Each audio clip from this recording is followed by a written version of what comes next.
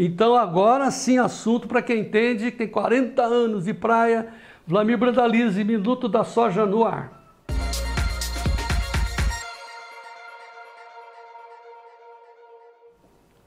Muito bem, doutor Vlamir, eu estava enrolando aqui, o senhor não atendia, fiquei nervoso, cara, tô aqui, tô preso, tá? O que é que eu faço, né? Eu dependo do meu jogador ali, o centroavante. E aí, centroavante, boa tarde. Fala, João Batista, chovendo no Paraná, tá caindo água desde a madrugada, João. Tá aí, Boas né? notícias da chuva. Tá, e de Chicago, o que você tem? O relatório do USDA? Olha, o USDA veio meio 0-0, João, porque ele trouxe estoques aí dentro da expectativa, não trouxe novidades, manteve estoque americano 3,2, estoque mundial de safra nova também 3,8, está tudo dentro da normalidade. O que ele trouxe de diferente é uma safra americana um pouquinho menor, o mercado esperava 120, 121 e veio 119,9 para a safra americana, essa que está em plantio lá agora. Então, esse dado aí levemente positivo, vamos dizer assim. Mas, em princípio, o mercado não tem grandes novidades. Ele manteve o estoque mundial em 86,6 milhões, um pouquinho abaixo do mês passado, que foi 86,9. Aumentou um pouquinho a safra nova para 91,1 milhões de toneladas, então ficou um pouquinho acima do que o mercado esperava. Então, tem alguma coisinha que está um pouquinho abaixo, outros um pouquinho acima, não tem grandes novidades. Por isso que você vai olhar aí, provavelmente tem muita gente liquidando posição, fazendo lucros, mas o mercado em si ele não criou uma tendência com o relatório. Então vamos resumir. O que teve de novidade do relatório é a primeira estimativa da safra brasileira 2021-22, que o USDA divulgou agora. 144 milhões de toneladas, João. Quer mais soja? Tá aí, né? 144. Então só para eu entender, os americanos vão produzir quanto? 119,9 a estimativa de agora. Os americanos. E nós, 144? 144. Tá, com os estoques que eles têm lá, que está na mão dos brasileiros e tal, tem soja para chegar até setembro? Tem soja para chegar, só que vai chegar bem apertado, porque essa soja está na mão de produtor capitalizado aqui, capitalizado lá. Então, bem apertado. Por isso que o mercado tem fundamentos positivos. Ele mostrou aí a importação chinesa em 100 milhões de toneladas, está dentro do que era projetado, não mudou. E a China vai importar 103 nesse novo ano agrícola que está começando a partir de agosto, né? Esse da nova safra americana. O mercado esperava mais aí da China, esperava aí 105, 110 milhões aí de importação, porque a China está voltando a produzir mais suínos. Então, esse também não animou muito os operadores, né? Mas, em princípio, o relatório não trouxe nada bombástico assim para a soja, como alguns acreditavam. Poderia ser. O USDA veio bem conservador, né, nessa safra, mesmo com uma expectativa de crescimento da área da soja, ele não aumentou muito a produção para 119,9, então a safra passada foi 112,5, é um crescimento pequeno, por isso que o estoque americano, esse é importante, João. Ele passa de 3,3 praticamente, que é o atual, para 3,8 da safra nova.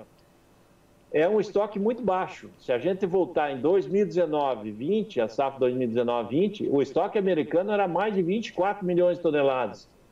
Agora, dessa nova safra, não vai chegar a 4 milhões. Então, esse fundamento é bom para o mercado aí dos próximos 14, 16 meses aí, que dá uma segurança aí para o produtor que nessa safra americana, na nova safra brasileira, ele não tem muito espaço de despencar as cotações, justamente porque os americanos vão seguir com estoque baixo até o fim do ano que vem, né, João? Bom, então, vamos já Esse é um fator bom aí. O fator bom é essa condição de estoque baixo americana, né? Sim, então, isso para quem ainda tem soja que vai vender a conta-gotas. Acho que essa é a leitura, né, Vlamir? Quem vai vender a conta-gotas também não mostra muito espaço de despencar. Também o ambiente que se criou aí agora com esse relatório também não mostra uma corrida altista, né? Então, porque ele não mudou as importações chinesas. Então, aparentemente, os chineses vão comprar a mesma coisa. E eles já estão bem comprados. Se for olhar bem friamente, eles compraram as 45 milhões de toneladas de soja americana e compraram as 55 milhões de toneladas de soja brasileira. Então já dá 100 milhões, que é a projeção para o ano agrícola. Então, eu acredito que eles vão comprar mais ainda, eles vão puxar mais soja para ser garantido de abastecimento aí, porque a safra americana ela está começando com problema, né? Essa manhã, agora nessa madrugada, nessa manhã americana aí, lá na fronteira dos Estados Unidos com o Canadá, teve geada em vários lugares. Então, e a lavoura está começando a germinar. Então, isso não é muito favorável para o produtor, né? Então, sim, mas nós temos dois cenários, né? Quem tem soja diante desses estoques apertadíssimos e até a entrada da safra americana, 119, é isso? 119 milhões. A 120. Safra americana, vamos arredondar para 120, porque está projetado em 119,9, né? 120 milhões de toneladas. A safra anterior foi em 112,5. Ou seja, eles vão demandar quase tudo, né? Vai sobrar 600 mil toneladas disso aí, provavelmente nem sobra. Então o estoque continua baixinho lá, né? Tá. E aí depois nós... Só que tem mais uma coisa que nós temos que colocar, João. Essa é uma estimativa do USDA, conservadora, agora nesse momento de plantio, que é o plantio aí está chegando metade das lavouras. Ainda tem muito tempo para plantar, eles têm até o começo de junho para plantar a safra. Se o clima melhorar e eles plantarem aí 36 milhões e pouco de hectares, eu acho que eles teriam potencial de colher mais do que esses 119. Então, fica muito atento, porque se o clima for favorável, a safra vai ser maior que isso aí. Se o clima ficar nessa instabilidade, é esse número para menos, mas, em princípio, eu acredito que ainda há condições de eles colherem mais do que 120 milhões de toneladas em função do que eles estão esperando plantar, né, João? Bom, então tá, mas isso só para setembro, porque nós estamos em maio, 4 meses, né? Agora os estoques americanos são muito baixos, né? São bem baixinhos e eles não têm muito mais para vender. Então, quem quiser comprar vai ter que comprar por aqui no Brasil, mas a soja, porque a soja americana está muito cara também, né, João? Tá, então tá. O prêmio americano aí está 70 pontos acima e o nosso está 60 abaixo. Então está dando uma diferença de $1,30 por bushel, né? Tá. Entre a soja americana e a brasileira. O nosso está mais barato. Quanto está valendo um saco no Porto hoje? Nesse momento o mercado falando na faixa de R$181. Tá bom. Então, né, o pessoal está fazendo contas aí, quem tem soja, né? Quem não tem deve estar com uma raiva danada, mas sempre é bom aprender. E depois disso, né? Nós temos, chega setembro, tem a safra americana, você falou que se for tudo bem, eles oferecem até um pouco mais. Aí depois só a safra brasileira, que essa sim vem cheia pela perspectiva do USDA aí de 144, é isso? Exatamente. Qual é o prognóstico que você faz? O que você recomenda ao produtor? Olha, para a condição de 2022, essa safra, se der tudo certo, safra cheia aqui, safra cheia lá, a tendência do mercado trabalhar de 12 a 13 dólares lá em Chicago, mas isso só pensando lá no ano que vem, né, João? Porque ainda nesse ano, até a definição efetiva da safra americana e o plantio da brasileira, nós vamos continuar apertados, né? Vai ter estoque muito justo. E uma coisa que a gente tem que apontar é que o estoque que tem está na mão de produtor capitalizado que não quer vender, né? Então, isso também é um fator altista de cotação, né? Só para lembrar, o janeiro está 14,41, o março 14,04 e o maio já perdeu os 14, 13,99. Só para lembrar, a gente não recomenda. O que a gente recomenda é o pessoal fazer o curso, né, de introdução às opções e aprender o que faria, né? Se você tivesse a conta e é fácil abrir uma conta numa corretora americana, acompanhando os preços da CME, você teria condições de tomar uma posição, né? Mas a bola está com o produtor. Mas a gente olha a diferença, né? De hoje, 16,76 maio. Ó, hoje, agora 16,76, certo, o Vlamir? Isso, exatamente. E o maio do ano que vem já desceu acaba de descer para 13,90 agora. 16,76 para 13,90. O mercado está olhando aí, que você está olhando que as cotações futuras estão perdendo força nesse momento lá, que é as do ano que vem, né? Por que está perdendo força? Porque o USDA trouxe a estimativa do Brasil 144. A safra desse ano está sendo estimada pelo USDA em 136. Então tem um crescimento de 8 milhões aqui na safra brasileira, de toneladas. Lá na Argentina, a estimativa do uso é 47, agora dessa safra que está sendo colhida. A nova safra é 52, então também aí tem mais um crescimento de mais 5 milhões. Paraguai é uma variação pequena, porque eles estimam 9,9, a safra que está praticamente fechada a colheita, e a nova safra do Paraguai é estimada em 10,5 milhões. Mas entre Brasil, Argentina e Paraguai, aumenta bastante a oferta de soja aí para 2022, né, João? Então, tem que ficar atento, 8 milhões aqui, mais 5 lá, 13, praticamente 14 milhões de toneladas a mais aqui na América do Sul. Lá nos Estados Unidos, em princípio, aumento de 7 milhões e meio, então 14 com 7,5 vai dar 21 milhões para quase 22 milhões a mais de toneladas na oferta mundial para 2022. É por isso que as cotações de 2022, elas estão nesses níveis aí de quase $2 a menos aí por bushel lá em Chicago, né? Porque o momento agora de muito aperto, vai seguir aí mais alguns meses de muito aperto, que não tem soja, e depois, se a safra americana vir para um nível melhor de produção, aí sim começa a se olhar para a América do Sul, que daí o mercado é outra história, né? Tudo indica que nós tivemos problema nesse ano, na Argentina teve problema, no Paraguai teve problema.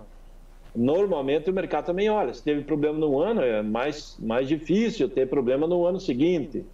Então, as chances de ter 2 anos seguidos de perdas são menores do que a chance de ter 1 ano. Então, o quadro começa a olhar para frente. Mas o mercado em si está muito bom, né? Para o produtor, tudo, as posições futuras também. É um ano muito melhor. O mercado consolidou, assim, mesmo com esse relatório, patamares bem melhores, né, João? Porque o ano passado era menos de $8,5 bushel lá em Chicago. E hoje nós estamos falando de 13, 14 para 2022 e 16 para o mercado atual. Então, vou tentar apertar o senhor agora. Muita alta, pode falar. Vou tentar apertar o senhor, amigo da onça. Tivesse o senhor, 2 perguntas. Tivesse o senhor soja ainda, o senhor venderia agora ou esperaria? Segunda pergunta.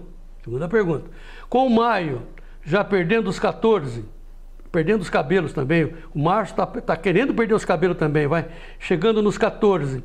Você acha que seria bom assegurar esse preço ou deixar flutuar? Olha, João, para a safra nova é importante o produtor fazer alguma coisa, porque o que está acontecendo esse ano aí da safra nova? Pouca gente está fazendo fixação futura, ou fechamento, ou posição de troca, porque ele tem uma memória recente muito forte, que foi desse último ano, quando você fechou soja lá na época do plantio, maio, junho, julho, agosto lá do ano passado, setembro, entre 80 e 90 reais a saca. E depois o mercado se deparou com uma quebra de safra brasileira, argentina, paraguaia, a oferta americana limitada, o mundo comendo mais, a pandemia demandando mais alimentos. E o mercado de todos os grãos ele subiu muito em função disso, do meio do ano passado para cá. Então, o produtor que fez lá no ano passado e vendeu a 80, 90 reais, agora ele está vendo o mercado disponível no Porto, 180, 183, ao você pegar a posição de agosto, hoje é 185. E ele começa a olhar, dizendo, não, mas a opção para 2022 está dando... Ontem teve negócio a 170 aqui no Porto Paranaguá, o pessoal fez alguns volumes. Hoje tem essa condição de novo, tem essa condição aí para fazer esse fechamento. É provável que agora, na parte da tarde, com o mercado de Chicago agora liquidando um pouco, talvez não consiga mais os 170, venha a 169. E são boas cotações, se a gente vê em dólares, são posições muito atrativas, né? Mas tem pouca gente fazendo. Então, o produtor, para não correr risco, é importante fazer alguma fixação futura para cobrir contas que ele tem certeza que ele vai ter que pagar, principalmente aí até a posição de maio, aí, que é um período que muita oferta, né? Porque nós vamos ter uma safra maior, nós temos problemas de armazenagem no Brasil, não temos capacidade de armazenagem para safras que temos colhido. Essa soja tem que colher, tem que sair de lá dos estados produtores, do Paraná, de onde for, e caminhar boa parte para os portos, porque uma parte da armazenagem brasileira é realizada em caminhões, Tá. e daí vai para os portos, os embarques. Dá para ver que o embarque de abril foi recorde histórico, aí 17 milhões e pouco toneladas. Agora o mês de maio está sendo também recorde de embarque, porque a soja logo que foi colhida está sendo encaminhada aos portos. E nós vamos aumentar a produção aí, 8 milhões, talvez até mais. Então é mais volume, e o volume de armazenagem que nós estamos colocando a mais nesse ano não vai chegar a 8 milhões de toneladas. Hoje você fala em 2, 3 milhões a mais de toneladas que vamos agregar. Então, tudo isso ele trabalha contrário ao produtor, porque se você tiver menos armazém, os caminhões que estão transportando são os mesmos, a logística e os portos continuam os mesmos. Tudo acaba atrapalhando a vida do produtor para quem está pensando em uma super safra novamente em 2022. Por isso que é interessante fazer alguma fixação para o produtor não ficar naquela expectativa que o mercado vai a 15, 18 posições que já se comentou aí. Sim. Muita gente chuta para cima, mas a realidade do mercado é: chineses compram soja. Quando soja e premium cheguem na faixa de 14 dólares e meio abaixo. Tá bom. Enquanto não tiver nenhuma novidade importante, eles não vão querer pagar mais em função do que a margem de esmagamento lá, quando a indústria esmaga, dá negativa se ele pagar 15 dólares o bucho. Tá. Por isso eles não estão comprando soja americana agora, que está dando prejuízo para eles. Tá. Eles estão só puxando o negócio, né, João? Tá.